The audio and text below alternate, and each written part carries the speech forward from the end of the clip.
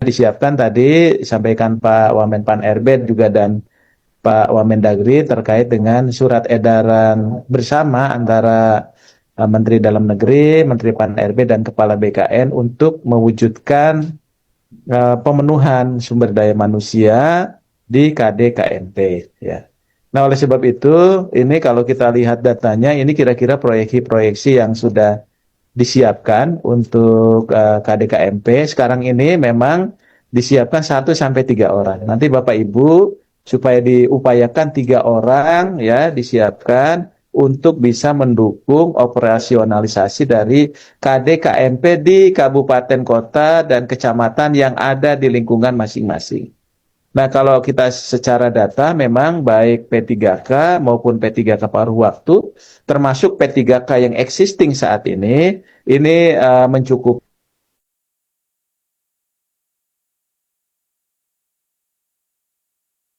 isinya yang ada di kabupaten kota Bapak Ibu sekalian. Nah, kurang lebih di tahap kedua itu kurang lebih ada 16 ribuan. Berarti kalau kita proyeksikan untuk tahap ini adalah kita membutuhkan 48.348 ya, yang tersebar di 239 kabupaten kota. Nah, saat ini juga kita membuka proyek proyek itu sekarang ini masih terus bergulir ya. Nah, oleh sebab itu Bapak Ibu sekalian, dari proses ini nanti yang perlu kolaborasi dari kementerian terkait ya termasuk nanti juga OPD bidang koperasi termasuk BKPSDM di masing-masing kabupaten kota ya termasuk di provinsi DKI Jakarta. Nah, saat ini kalau kita lihat dari formasi yang dibuka pada SSC ASN kita itu ada kurang lebih 1.257.000. Sehingga potensi nanti yang akan dimanfaatkan itu yang pertama diprioritaskan dari P3K dulu, baik P3K yang existing ya maupun P3K nanti yang kemarin sampai dengan tahap kedua.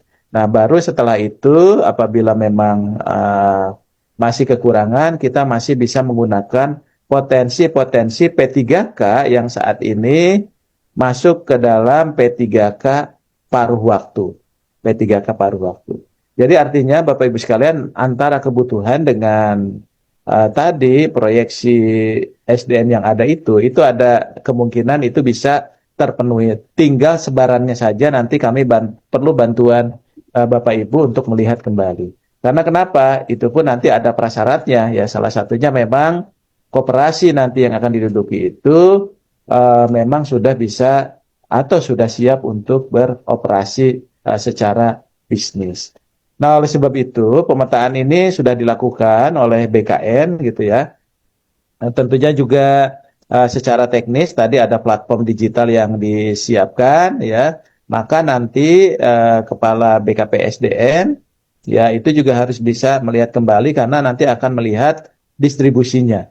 Nah, ketika orang bekerja di koperasi juga, ini kan butuh kompetensi. Ya, apalagi Bapak Ibu sekalian, kompetensi di bidang koperasi ini juga ada kompetensi-kompetensi yang memang harus dipahami, bukan hanya dari aspek peraturan perundang-undangan, tapi juga dari aspek bisnisnya. Makanya nanti teman-teman ini juga harus atau akan dibekali dengan kompetensi-kompetensi pemahaman di bidang perkoperasian, ya termasuk juga nanti ada pelibatan penyuluh koperasi dan sebagainya yang akan dilakukan oleh Kementerian Koperasi dan Kementerian Desa PDT.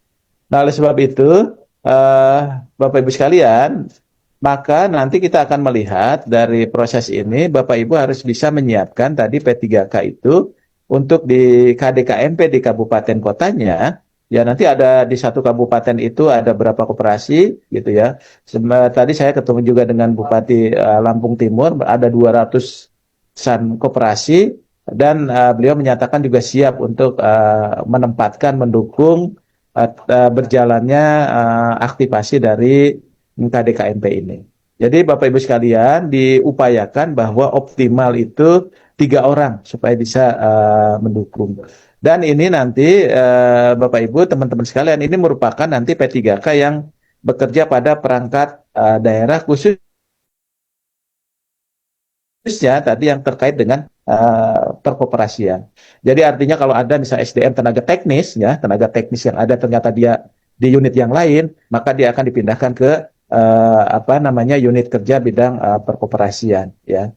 Kemudian juga nanti masa penugasan itu tentunya akan disesuaikan dengan masa perjanjian kerja yang bersangkutan. Termasuk ketika mereka di sana, maka dia akan ada kontrak kinerja. Jadi artinya tetap karena memang posisinya dia sebagai ASN, ya sebagai ASN maka dia pun akan terkena tadi regulasi-regulasi termasuk tadi penilaian kinerja bagi yang bersangkutan. Jadi artinya ini juga untuk menunjang bahwa kinerja yang bersangkutan walaupun tidak di unitnya itu tetap juga memiliki kinerja yang baik dan masih tetap terikat karena tetap akan mendukung program pemerintah. Nah, oleh sebab itu, Bapak Ibu sekalian, ini para PPK atau melalui BKPSD masing-masing dan dinas koperasinya itu harus berkoordinasi dengan BKN karena BKN saat ini sudah memiliki platform digital ASN-nya yang disiapkan oleh BKN. Nah, nanti mungkin dari Pak Deputi, dari Pak Suherman nanti akan menjelaskan secara detail. Nah, mekanisme ini dilakukan melalui proses penugasan, ya, melalui proses penugasan. Penugasan itu bisa dilakukan mungkin kalau yang DKI itu ya oleh PPK-nya, ya, selaku ketua Satgas. Jadi kenapa kita bisa menugaskan itu? Karena saat ini ada penugasan bahwa PPK itu adalah sebagai ketua Satgas. Jadi otomatis dia harus mendukung. Jadi baik ketua Satgas provinsi maupun ketua Satgas kabupaten kota, ya, kabupaten kota. Jadi artinya nanti akan diberikan itu. Nah, oleh sebab itu maka selama ini penugasan itu harus didasarkan pada rekomendasi dari Menteri Pan-RB. Nah, oleh sebab itu nanti penugasan ini tidak dilakukan satu persatu karena Menteri Pan-RB itu sudah menyiapkan satu keputusan Menteri Pan-RB yang dirujuk oleh Bapak Ibu sekalian. Ya, nanti akan masuk ke dalam aplikasinya BKN. Jadi begitu Bapak Ibu menugaskan otomatis sudah dapat rekomendasi dari Menteri Pan-RB, ya. Kemudian nanti termasuk juga kedudukannya, maka kalau dia misalnya di satu koperasi, kedudukannya di induknya, induknya apa? Tadi di apa namanya di dinas koperasi masing-masing. Termasuk juga nanti pengelolaan kinerja dan sebagainya. Jadi mekanisme itu bukan tadi bahwa dia itu jadi pengurus koperasi gitu ya. Tapi dia memberikan dukungan untuk proses berjalannya koperasi di kabupaten kota. Nah, oleh sebab itu Bapak Ibu sekalian, maka nanti harus diperhatikan juga syarat-syaratnya untuk teman-teman yang akan ditugaskan. Yang pertama itu diupayakan nanti pendidikannya itu paling rendah diploma 3. Ya. Ini apakah jurusannya tertentu yang lebih melekat itu lebih bagus. Tapi ketika ketersediaannya tidak ada, maka boleh menggunakan dia di luar ekonomi dan sebagainya, menggunakan tenaga teknis yang lain. Ya. Kemudian yang kedua, nanti juga diutamakan mereka itu sudah berstatus sebagai pegawai pemerintah dengan perjanjian kerja. Jadi kita penuhi dulu dengan P3K yang existing saat ini. Lalu pertanyaannya di SE itu juga ada yang paruh waktu. Silakan aja yang paruh waktu, tapi kita utamakan dulu yang tadi yang sudah berstatus P3K.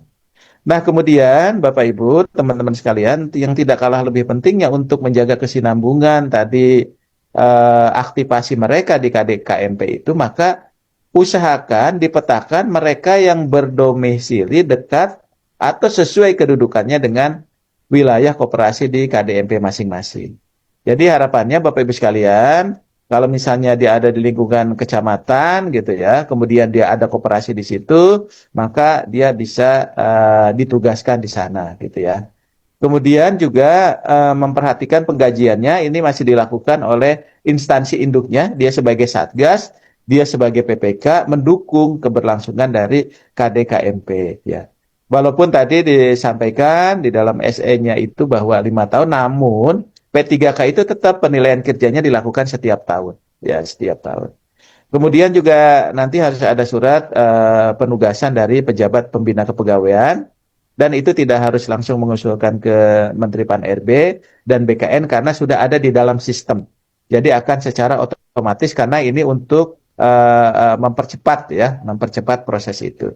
Nah, oleh sebab itu, Bapak Ibu, teman-teman sekalian, ini menjadi hal yang cukup penting di dalam proses ini. Ya. Nah, dengan demikian maka Bapak Ibu nanti kami minta untuk segera melakukan pemetaan, ya berkoordinasi dengan BKN. Kemudian setelah melakukan pemetaan juga sekaligus nanti bisa memasukkan siapa-siapa saja yang akan ditugaskan